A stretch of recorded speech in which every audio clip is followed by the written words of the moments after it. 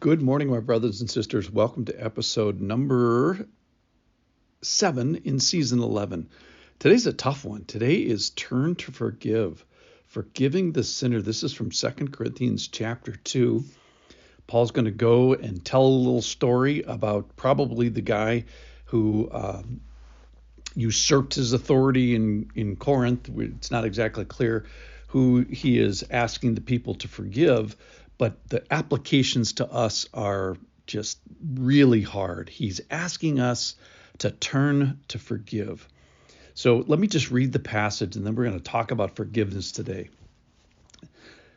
2 Corinthians chapter 5. Now, if anyone has caused pain, he has caused it not to me, but in some measure, not to put it too severely to all of you.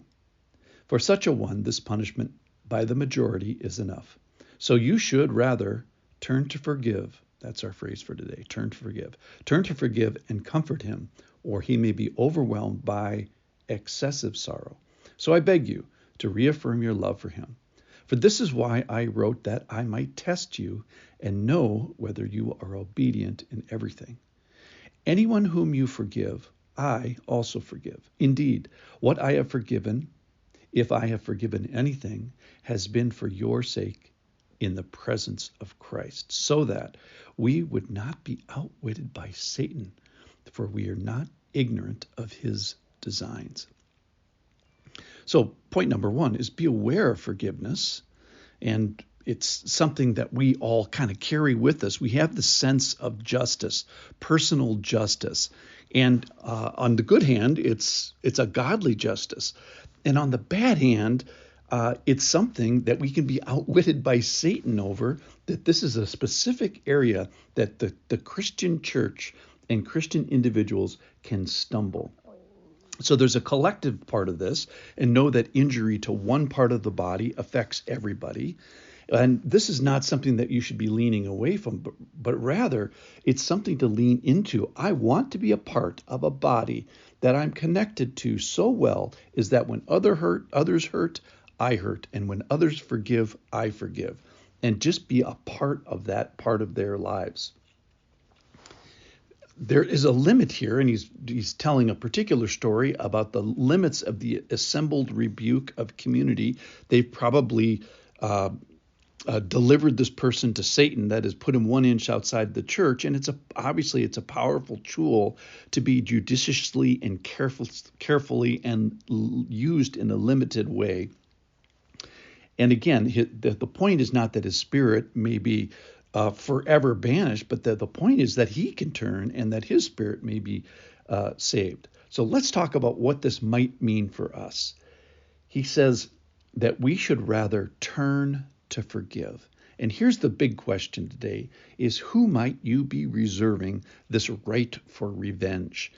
That's a state of non-forgiveness that we stand in our sense of righteousness. Who is that person that you are demonstrating a lack of forgiveness for? And just casual ways of saying it is, who's renting space in your head, or who's renting space in your soul and is a bad tenant and you want to get them out?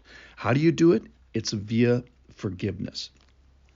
Who is that person that's occupying spiritual real estate in a negative way? And here's the key, I think, just a little tip, is we are going to use the breadcrumbs of emotions to find him. The breadcrumbs of emotion. So who makes you rageful? Who makes you angry? Who brings a sadness to you? That is an indication that is probably a person that you haven't forgiven. All right, so forgiveness is modeled by Jesus. It's something that person in your head that occupies that real estate, trust me, they don't deserve to be forgiven. That's kind of the point. So who is that person? A coworker, a spouse, a betrayer? And that person in your life obviously seems very, very, very large. Overwhelmingly so, until we put it in perspective of what God has forgiven me.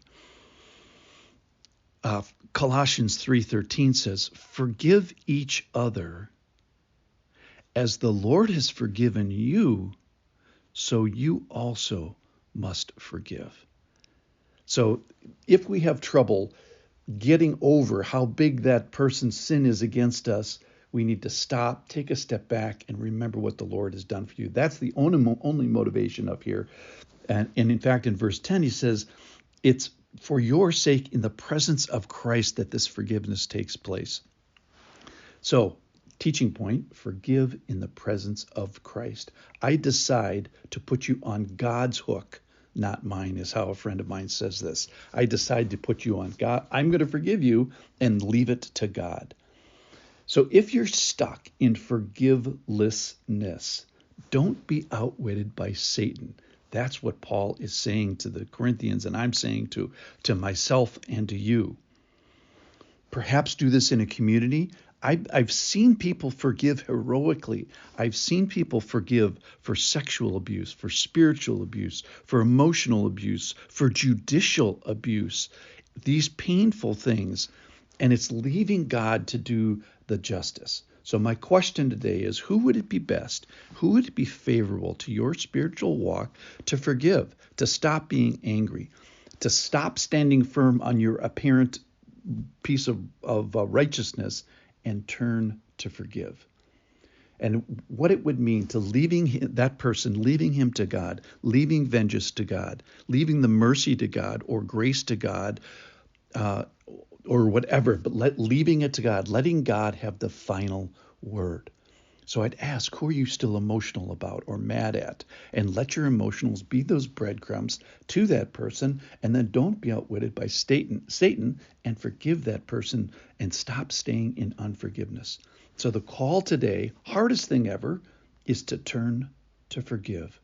And the only way we can do this is to turn to forgive in the presence of Christ. And who might that person be today, who we can decide, who we can purpose to forgive, not to seek revenge upon, and let God be the boss.